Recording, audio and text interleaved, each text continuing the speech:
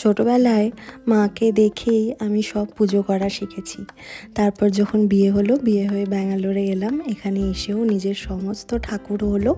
তারপর থেকে আমি ঘরেই ছোটোখাটো করে সব পুজো করি। আর এখানে জানো তো হাতের কাছে সব পেয়েও যাই। এই যে দেখো কত সুন্দর গাঁদা ফুল এখানে পাওয়া যাচ্ছে, তো সেখান থেকেই ফুল নিয়ে নিলাম।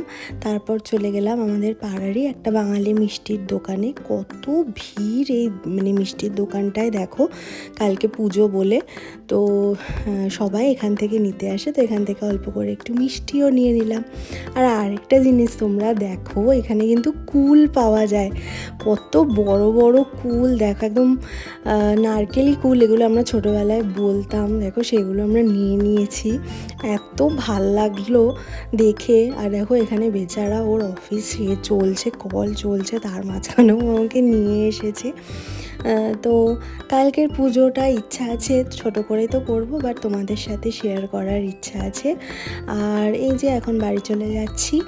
আর আমার সেপারেট ঠাকুরের জায়গা, মানে একটা এখানে সাউথের যে ঘরগুলোতে না মন্দিরের মতো করা থাকে, তো সেখানে আমার একটা সেপারেট জায়গা আছে, এটা ঠাকুরেরই জায়গা। তো এখানে আমি সমস্ত পুজোর সামগ্রীগুলো রেখে দিলাম। চলো টাটা, দেখা হবে নেক্সট ব্লগে।